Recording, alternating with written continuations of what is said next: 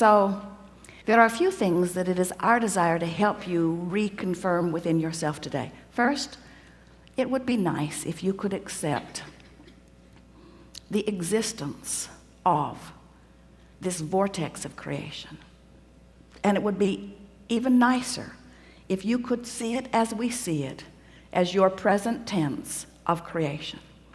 So that when your friend says to you, I don't see any improvement in your life, you can stand firmly inside your vortex of creation and say, that's because it's not visible to those who are outside the vortex.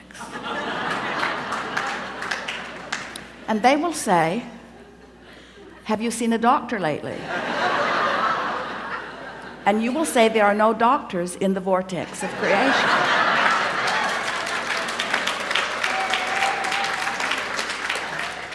When you let being in this vortex, when you let tuning yourself into the vibrational frequency of all that you are be your top priority, you get so much life back. Do you know how many arguments, how many words, how many efforts, how much action is necessary just to keep you alive and out of desperation when you're not in the vortex? In other words, it's a big effort to live this life when you're counting on your words and your action and your effort to make it happen. It's interesting. You could just have a conversation with one very well-meaning mother about her child that she adores more than life itself, and listen to all of the gyrations that she is going through in order to sort of kind of understand what's going on with her little boy and put it in the proper perspective, when really all she needs to do is step away from whatever's bothering him and away from whatever's bothering her and focus upon something that gives her access to the vortex, and from inside the vortex everything's clear. You cannot lead from behind. And if you are not in the vortex, then you have nothing to give anyone. Sometimes people say, Abraham, it seems like you teach selfishness. And we say, we really, really, really, really do. Because selfishness, let's define it. Selfishness means vibrational alignment with self. And in order to understand that, you got to know who self really is. Self is source. Self is pure positive energy. Self is worthy. Self is clear-minded. Self is healthy. Self is full of vitality. Self is eager about life. And when you are willing to be selfish, which means you are willing to mimic the vibration of self, which means you're willing to release the thoughts that hold you apart from that and practice the thoughts that cause you alignment with that, which simply means you're selfish enough to care how you feel. That's when they call it selfish. People say, oh, you're so selfish, you're pleasing you. And what they mean is, you should please me? You're selfish because you please you, and I'm not selfish because I think you should please me instead of you? There's some screwy reasoning going on. And every time it matters to you to please them instead of you, oh, it's such short-term gain, such short-term gain. Because when you care about how someone else feels or how they are responding to you, so you behave in order to affect their response to you, you do them a very big disservice, because you teach them that through action and demand or cajole or control or power, that they can wrestle their life to the ground. And there's hardly going to be anybody as cooperative as you. Think about it. Have you ever had someone who was so cooperative they'd just do anything for you, and then they were the only one who would behave that way? So you just had that one friend? Often it was your mother. You weren't really ready for the world, were you? But when you show yourself that you have the power to come into alignment, not just with who you were before you were born, but with all that you've become ever since. Not just with you and all you've become, but with Source itself. When you show yourself that by being selfish, which means by reaching for the best feeling thought you can find on whatever subject is active, when you care about being in the vortex, you care about being in concert with the energy that creates worlds. And one who's in the vortex, one who's in alignment with that energy, is more powerful than millions who are not. It's such an interesting thing to watch what goes on in your planet, because you are so good at step one. Most of you have made such a career out of step one. You sift through the data, and you know what you don't want, and you know what you do want, and you know what you don't want, and you know what you do want, and you know what you don't want, and you know what you do want, and you know what you don't want, and you know what you do want, and you know what you don't want, and you know what you do want. And Source is over here, knowing what you want, being what you want, sending out a signal of what you want. Law of Attraction's over here, gathering what you want, gathering what you want, gathering what you want, gathering what you want. You're over here.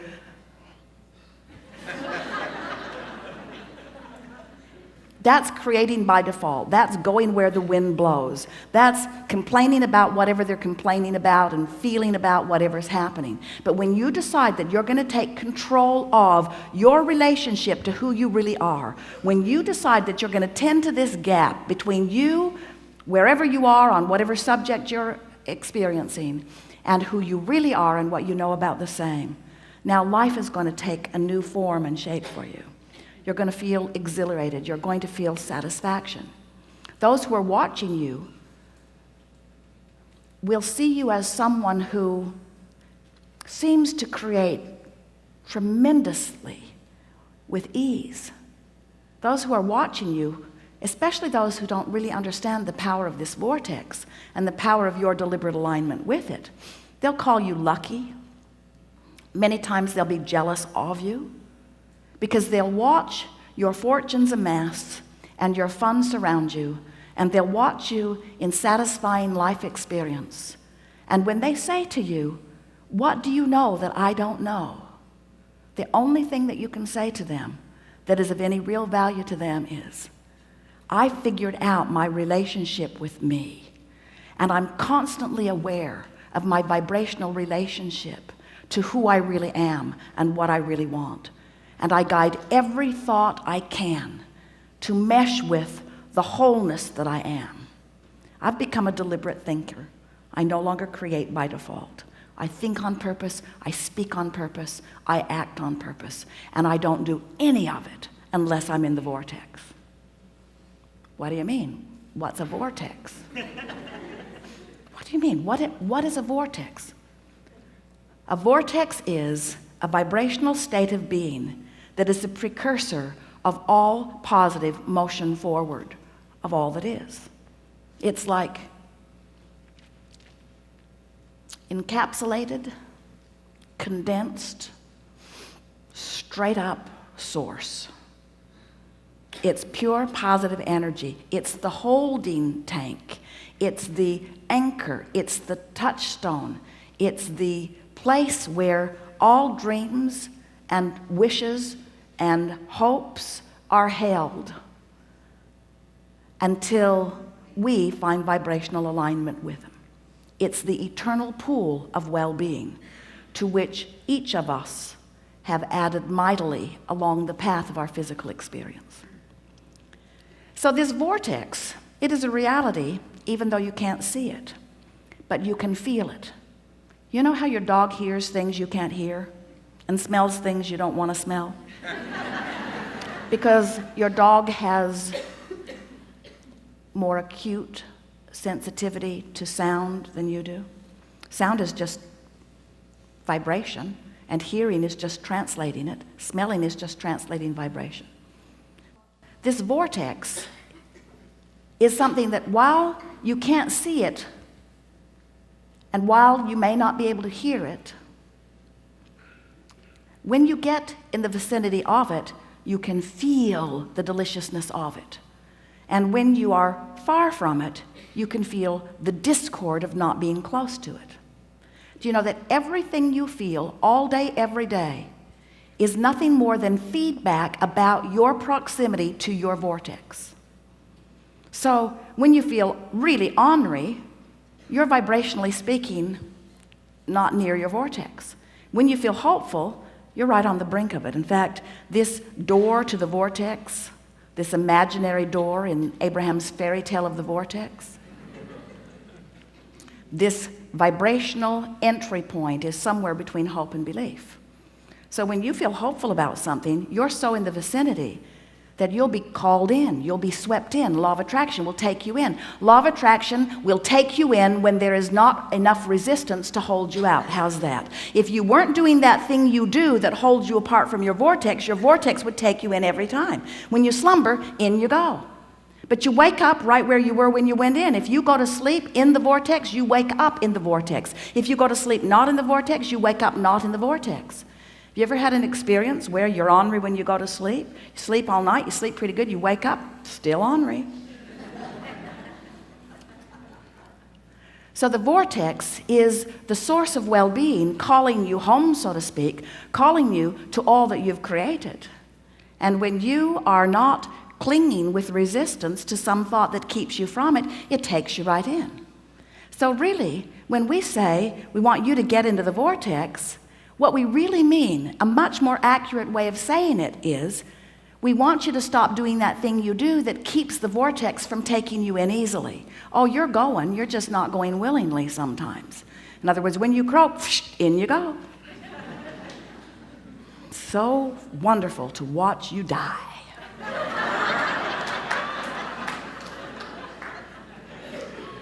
Moving immediately into all that you have become, all that you've asked for. But we don't think you should have to croak in order to be in the vortex. We don't think you should have to croak in order to be what life has caused you to be. So, as we're moving forward today, we're eager to talk with you about whatever it is you want to talk about. And it is our desire to help you to find a vibrational stance, which means a mental approach, which means an attitude about whatever it is that you've got going on. We want to help you soften your resistance, because when you soften resistance, the vortex takes you in. And that really is where you belong. You belong inside that vortex where rendezvous with exhilarating things can happen all day, every day. Do you know that if this time-space reality has the wherewithal to stimulate a desire, so that the desire is in present tense already gathered in this vortex of creation, that this time-space reality has the wherewithal to give it to you now. And the only reason there is a gap between you putting it in the vortex and it showing up where you and others can see it and smell it and hear it and taste it and touch it is because you've got more resistance about the subject going on than you do belief or expectation about the subject. That's all. You just got to move yourself into more expectation. So what do you want to talk about?